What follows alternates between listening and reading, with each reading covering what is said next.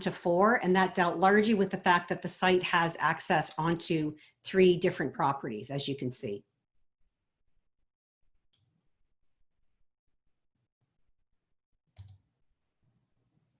Next, we have the tall building guidelines.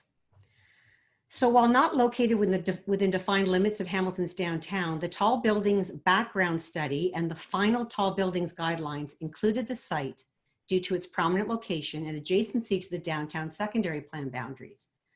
So you can see here that the site, sorry, I get my pen, there we go.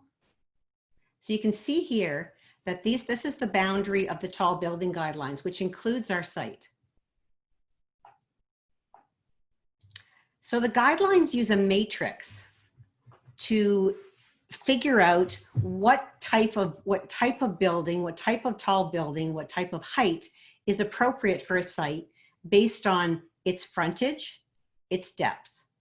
So in this case, this chart identifies that when you have sites that have 35 meters or more of frontage and 45 meters or more of depth, that it's appropriate to develop the site for a building that exceeds 13 stories in height in the form of a point tower. So in our case, we have 69 meters of frontage, we have 80 meters of depth, and we're proposing a 15 and 25, we're proposing a 15 and 25 story building, that should say a 15 there, sorry, up to 78 meters in the form of a point tower. So basically what this is showing is that in this case, the site meets the criteria for a point tower based on its frontage and width along King Street and its depth. So the 12 stories is